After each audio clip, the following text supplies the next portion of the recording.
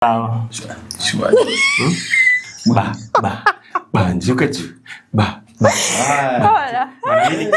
Nikikuwa chooni naimba mbaya. Sasa bafuni hapo ndo talanta zipo. Huko naimba. Hebu nyamaza. Nyamaza. Unajua kuimba? Nikiwa chooni. Okay, for example ya song unaimba. Njuka tu. Alafu kuna speaker. Unajua kwanza kuna ufa. Unajua ukalia ile chooni. Kuna ile nyimbo ya nani ilikuwa inaimbaje? Unaweza kumbuka hata wimbo mmoja ya nani? Huyu jamaa huyu akwaga na rap kwa nguvu, alikuwa anatokea Grandpa. Nani? Huyu mfupi. Huyu mfupi. Alikuwa na dreads.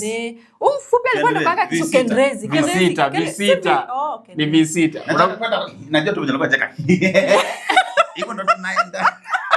Ila dunia ni mbaya. Imagine wewe jamaa ndo ngoma zake ilikuwa tunacheza, sasa hivi hakuna hata mtu anaikumbuka. By the way, unajua au artists tulikuwa tunawajua during our time. Siku hizo wako wapi? Mimi sijui. Wapo. Wewe V6 yuko wapi? V6 ako nini, ako Athiriva.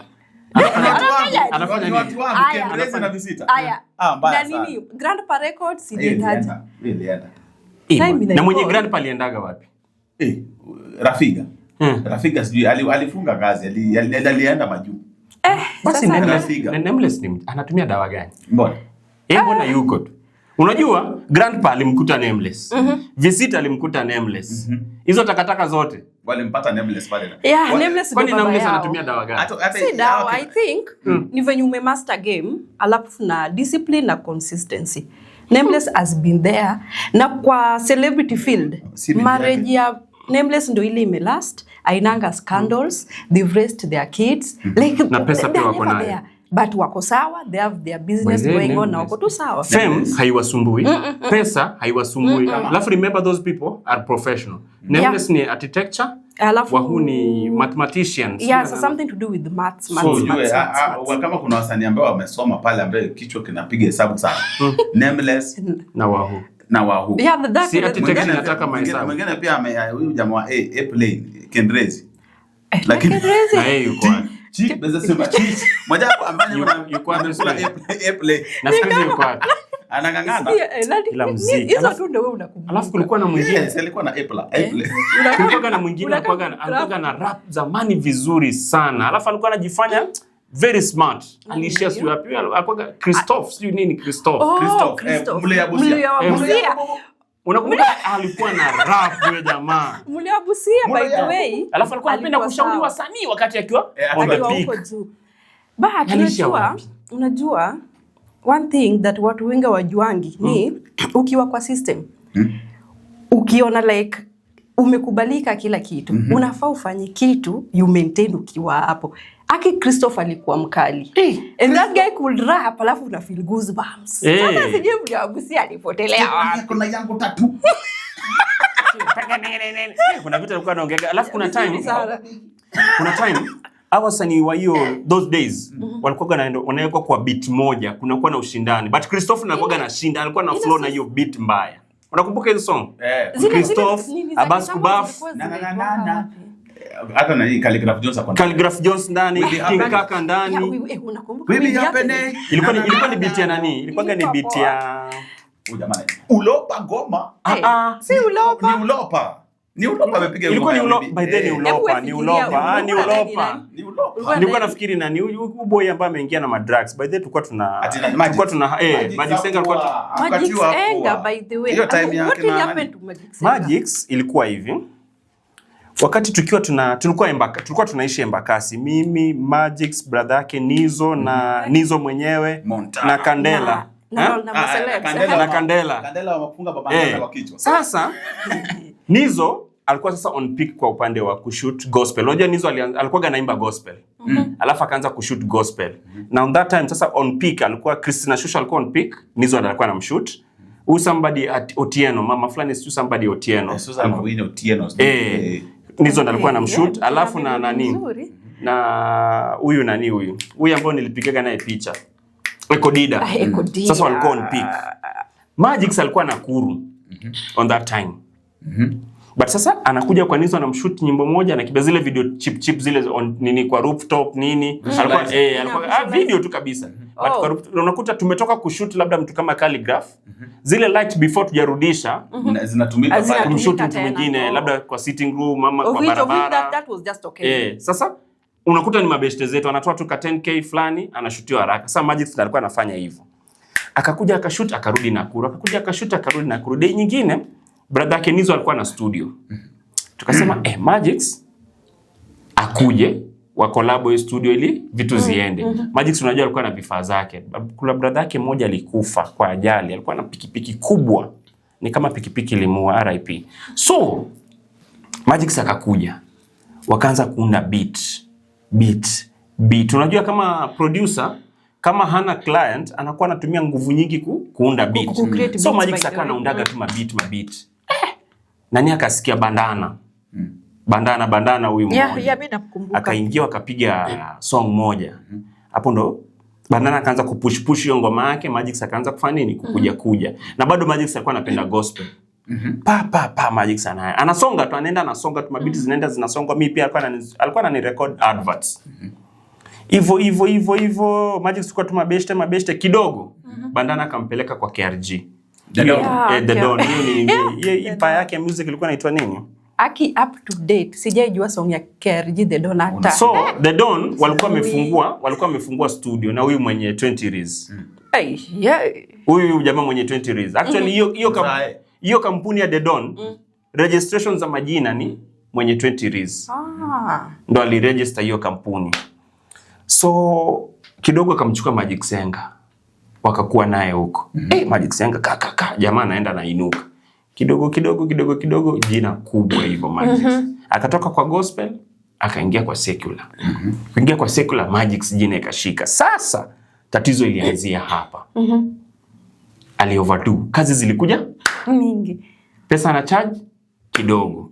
Maisha pia lazima ifanye nini? Aiweke juu. Alafu alijifanyia kitu.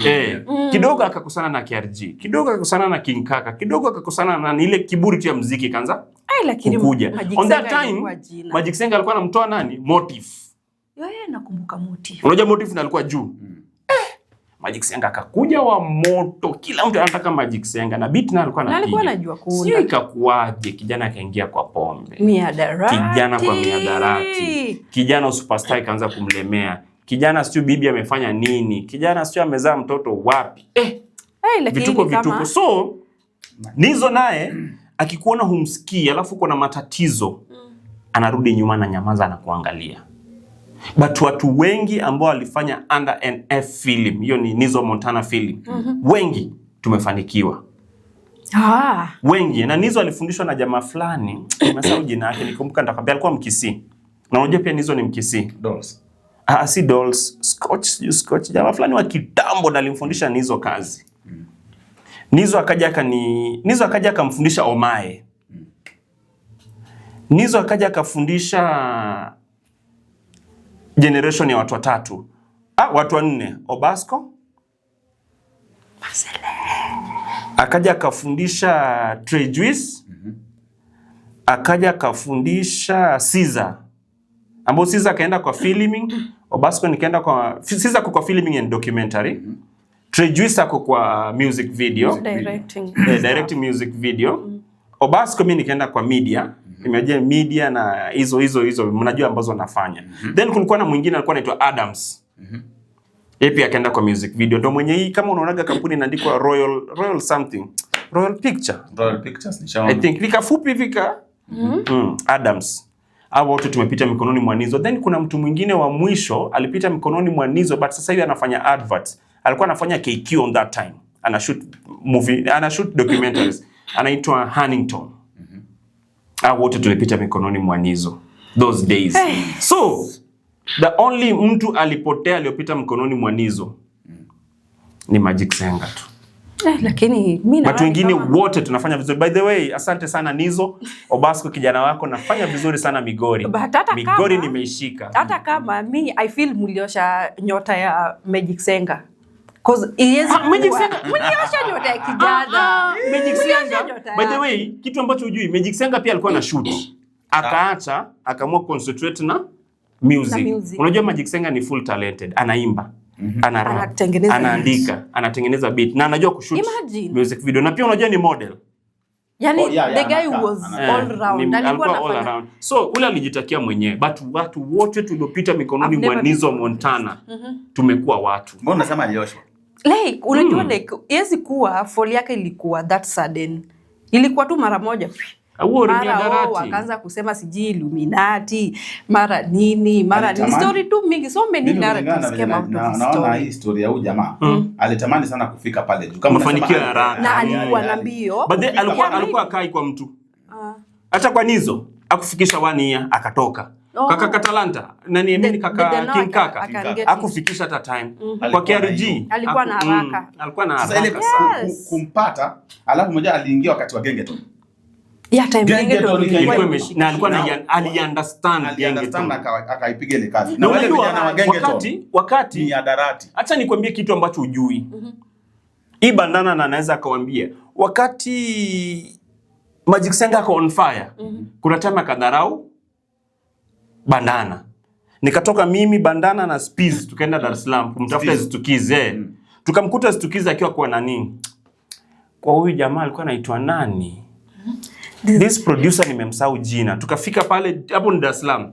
Huyu producer nimemsahau jina. Tukafika pale studio ni chafu. Hata hii ya kwetu ni fiti. Zitukize alikuwa studio nyingine chafu mbaya. Lakini beat anapiga kamundia Bandana ngoma. Bandana tumemaliza tukunda hivi ngoma. Tunarudi tu Kenya hivi. Zitukize amekuwa mtu. Wezo. Amekuwa mtu. Alafu huyu Baisa huyu alikuwaga hapa. Baisa. Alikuwaga na boy mmoja anaitwa Ice Black. Huko ndio studio ambako kwaga tunamkuta huko Baisa those days. Huyu director Baisa alikuwa anafundisha hapa na kina Scott. Tulimkutaga kwa studio fulani inaitwa Ice Black. Hiyo ilikuwa TZ. Huyo producer pia alikuwa noma. Alimtengenezea Bandana hit song. Bandana alikuja huku Kenya akakuwa hit song. Wakati huyo jamaa akiwa Tanzania hajawahi kuinuka mpaka wa leo. Bana talent sijui economic. Sijui nini kama Uhura anavyosema watu wanachukua nyota but watu ambao tumefanya nao kazi including S2Kids amekuwa mtu. S2Kids saidi mtu ni African star. This is the only chance we have to roll with a celeb. Umesikia mali huyu ametoka. Bana mimi voice over yangu ya kwanza ambayo ilienda viral nikalipwa karibu, ilikuwa pesa mzuri, nikazulumiwa actually sikulipwa, ilikuwa karibu 11 million. Ilitengenezwa na Magics. Not Magics. Moko Genius. Wa Dar es Salaam. Alinitengenezea bonge la advert na ikatumikaga. Karibu 11 million ya TZ kanikosa. Hiyo ni kawaida kwa hii film. Lazima kuoshwa na iko. Entertainment industry. But mtu ambaye alinirecognize kwamba anaweza fanya vizuri kwa upande wa advert. Alikuwa Nizzo. Nizzo ni mtu mzuri. Hadi akanifanya nikaregister Obasco. Mimi Obasco ndio tumeregister. At some 2015. Point Obasco at some point kuna tu yule mtu genuine who can see something in you. That guy atakwambia akuchukue na kununua. Hata bibi hiyo kazi ya equipment ni atakwambia ni huyo Nizzo. Acha nikwambie kitu ambacho hujui pia. Kandela na acha nikupe sasa story ya Kandela wa Bandana. Acha nikupe sasa story ya Kandela. Kandela leo natoa story yako. Kandela akapo Imara daima na watch. Tulikuwa Imara. Ulikuwa Imara? Tulikuwa tunaishi hapo Imara, hapo nyuma ya Kobe. So kuna time bwana hii nao ni noma. Kuna time wakati na hustle. Usiogope. Kuna time ambao wakati na hustle. Nilikuwa nauza tiles na hardware, nikapewa Pro Box. Nikapewa simu, nikapewa laptop, nikapewa kila kitu. On that time nilikuwa na 24 years. Which year? 24 years, 25. I think hapo 25. Nikapewa na huyu mwenye 20 years. Akanipa kila kitu ambacho nahitajika nifanye kazi. Nikakuwa salesperson wa tiles. Niko na gari yangu. Nikakuwa na gari nini ile maisha bado, yani maisha starehe mingi nini hapo sija. Hauna watoto. Bibi usina nini. Sasa nilikuwa nikitoka job naenda nanunua kuku. Nilikuwa napenda kuku. Unajua hizo kuku za kupima hizo za Kenchic. Ukiweka tu kwa gas, ukigeuka hivi imeiva. Si broiler. Alikuwa anauza kuku, unajua ni nani? Broiler. Kandela. Bandana anaweza kukwambia story vizuri. Kandela alikuwa anauza kuku. Tukawa sasa tunaenda tunanunua kuku, zile kuku zinapimwa 150. Tunaenda kwa Kandela tunanunua. Tunaenda kwa Kandela. Sasa Kandela ananiuliza, bro, mara nakuona na gari, dakika moja unaenda una shoot. Unafanya kazi gani? Unafanya kazi gani? Si tuendeke na wewe tu shoot. Nikampeleka Kandela kwa Nizo. Kwa Nizo nilikuwa nafanya kazi 3. Mzee wa lighting, mzee wa kufanya setup, na mzee wa kumpampeni sasa kazi ifanyike, ile motisha. Unajua Nizo anapendaga mtu ambaye anamjaza. Sasa ndio ilikuwa kazi yangu. Kandela akajoin. Kandela nikamwachia light, sasa mimi nikawa na deal na setup. Tukapiga hivyo, ndo Kandela aliingia kwa Nizo. Mpaka wa leo nimemwacha kufanya lights. Nako sawa. Last year nimemwacha kufanya lights. Mtu alikuwa anajitafuta. Na unajua Kandela alikuwa ni DJ. Alikuwa ni DJ na pia alikuwa anauza kuku. Na anajua pia kumanage wasanii. Kandela mpaka wa leo anafanya lighting. Na ndio mtu pekee aliyobaki kwa Nizo mpaka wa leo, na Nizo amebadilisha maisha ya Kandela. So Kandela kwa nini pia anasema kuna kitu bana, kuna watu ni wazuri. Wakati natoka Nairobi sasa, maisha ya Nairobi imenishinda. Nilikuja ile gari tukauza, sijui nikauza simu, unajua kuna venye tu Nairobi inaweza kukufaka. Kuna time mili nifaka. Inaitwa shamba la Nikaamua kurudi Dar es Salaam. Vitu zangu za nyumba nilimwachia Kandela. After 3 years narudi Nairobi. Jamani ananiambia si nikupe vitu zako. Imagine after 3 years, na hiyo after 3 years narudi, sasa nimerudi na wife. That's why unasikia na kwa that's very rare. Unaona? Nimerudi na wife. Kandela ananiambia bana nikupe vitu zako. Nikamwambia no.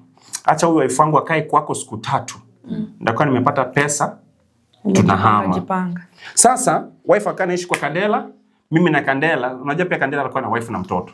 So tumemwacha wife wangu, wife wa Kandela na mtoto kwa Kandela. Alafu mimi na Kandela tumamia kwa nani? Kwa Nizo. Nizo alikuwa na bonge la nyumba kubwa na ni nzuri.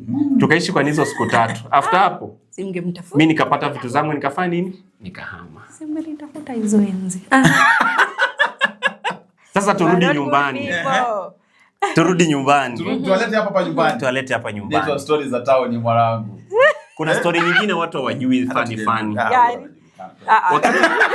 Wakati sasa hii story wewe utakuwa unaielewa vizuri. Wakati life imenishinda Nairobi, nikaamua pia kurudi Migori. Si nilishakwambia hizo vitu za jana nilivyorudi Migori. Hivi unaweza imagine nilitafuta Lloyd kwa miaka 2. Lloyd si ya. Huyo Lloyd si anampata tu. Nilitafuta director Lloyd kwa miaka 2. Akiwa tu hapa Migori? Wako same. Bana on that time Lloyd alikuwa on peak. Okay, mi Lloyd nilimjuanga kitambo. By then nilikuanga msanii. So those days kuna studio ilikuwa side za Nyasare inaitwa Siri Records. Sauti Even today if you go to Siri, atakwambia I know Nisa. Okay, that's the name atakwambia. Nisa. No, Nisa is actually my surname. But sasa hii ya Uoja Berry imekuja juu ya siasa na mpira. But kitambo, I tried singing. I did school anthem.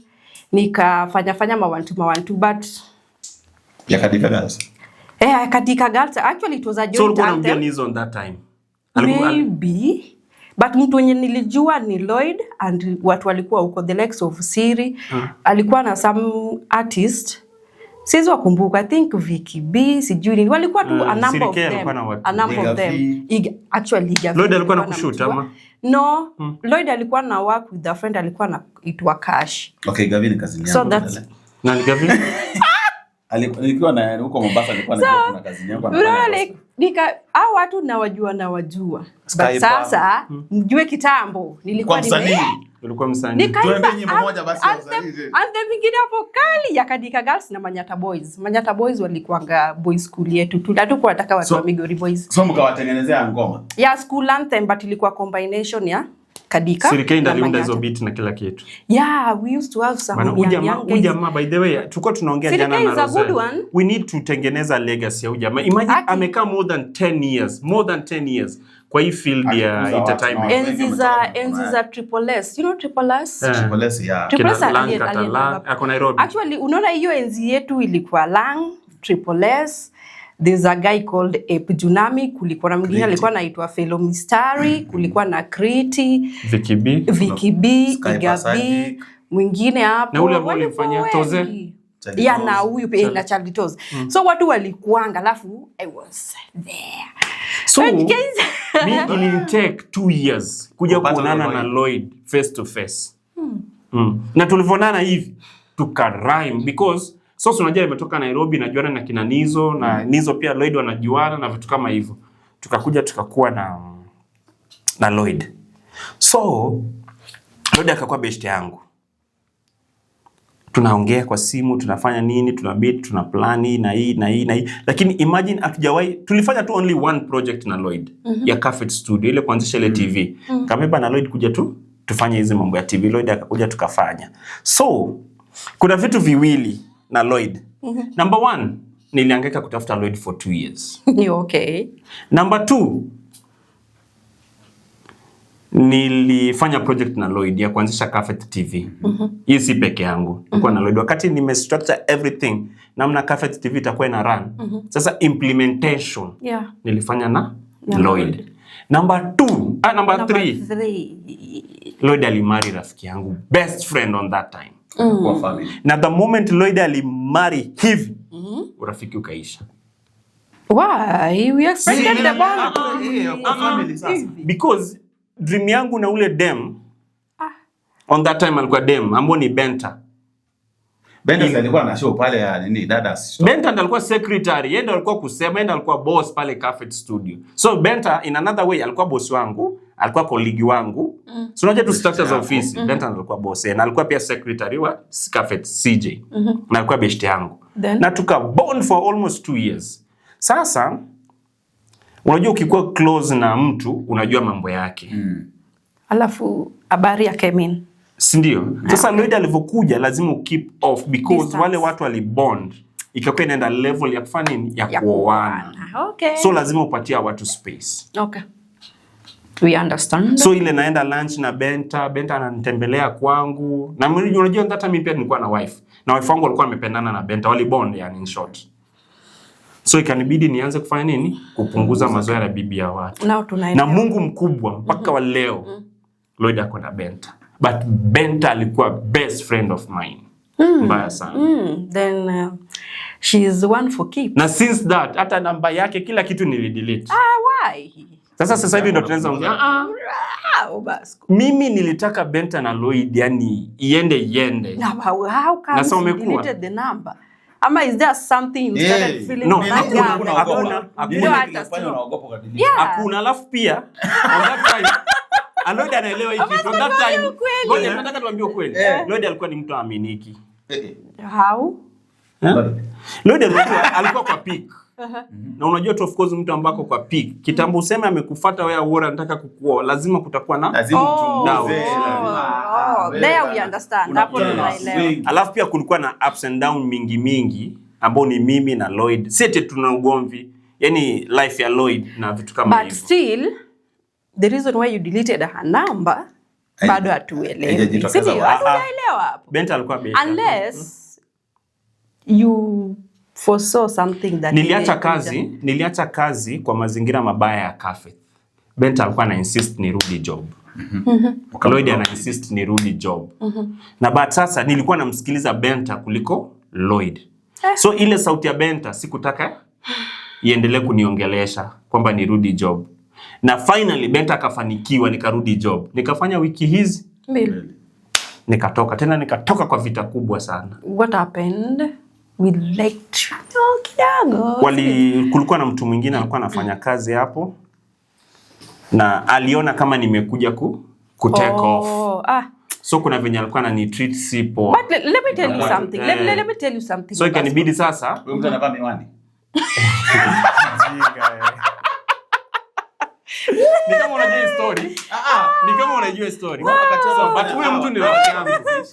Mimi nilikuwa nimetoka shule Mombasa. Nilikuwa wapi? Huyo mtu ni rafiki yangu. Hata leo ni rafiki yangu. But hiyo time yeye alikuwa hajakomaki kazi.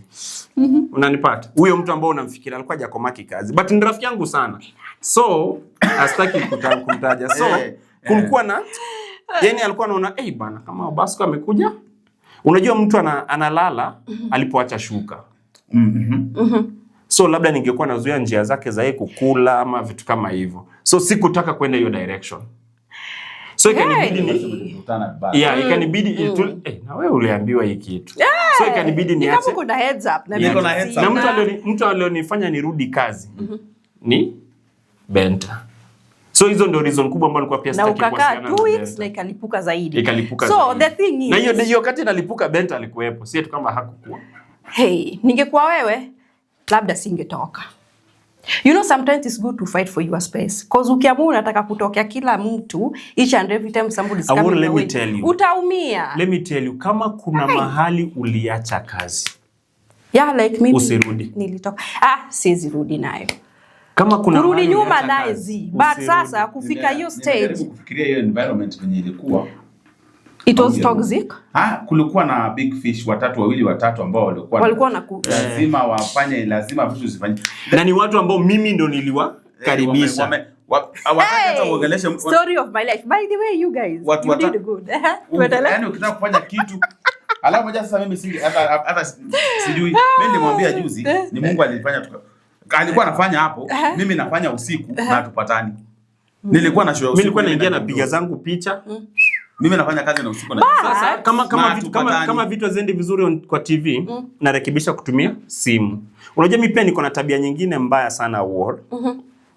Nikisema Scott, shika hii kamera, fanya hivi, sitaki kukuingilia. Na unajua vitu nilijifunza pia kutoka na kwa Nizo. Yeah. Nakwambia bana, hii kitu inafanywa hivi na hivi na hivi. You do it. Nataka nikuache mpaka nione result zako. So nitakurekebisha kupitia result ambao umepata kutoka ile kitu. Lakini nikikuwa na kurekebisha on the process, hakuna kitu utaelewa. Because nitakwambia hii result yako iko hivi, but mess up ni hii na hii na hii na hii. That's why nilitoka kwa Nizo nimeiva.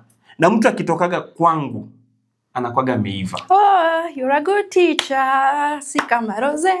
Roselle, are you a good teacher? I'm a good teacher. Wanafunzi wameiva. Jamani wanapita. Hata kama unapita mlango akienda chooni, wanapita nayo. Lazima wapite. Acha mchezo. Tutaki hizo mchezo zako. Lazima wapite. By the Obasco, your story is quite encouraging. Hapo kapita. Watu tumepita. Mbona tukutana na Obasco? Mimi sasa sikuwa naongea. Nilikuwa naingia pale nani? Na hii mdomo yote huku naongea. Bana, kulikuwa na watu. Kulikuwa na majina, pale kulikuwa na Kowalski, pale kulikuwa na Amata, pale kulikuwa na Jamdos na mimi. Nilikuwa wapi? Nilikuwa watu wangapi kwa gani yote? Online TV ilikuwa inashika. Ilikuwa tena during corona. Alikuwa anafanya sports. Alikuwa ni huyu anaitwanga nabii wa sports, sijui nani. Pale kulikuwa na majina. Kulikuwa na kijana mwingine anaitwa Kayubs. Akipiga interview. Bana alikuwa na gonga interview za politics. Okay, so what happened?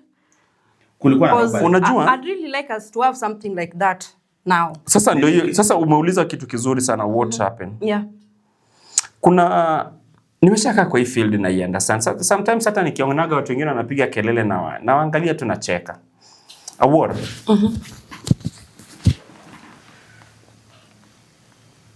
Talent ni kitu dangerous. Somehow. It's a very dangerous. Na ukikuta talent imeenda shule, it's a very dangerous. Kuna time wakati nafanya kazi zangu hizi ambazo mnazijua.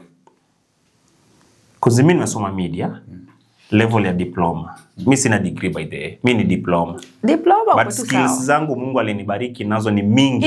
Inazidi hiyo inborn.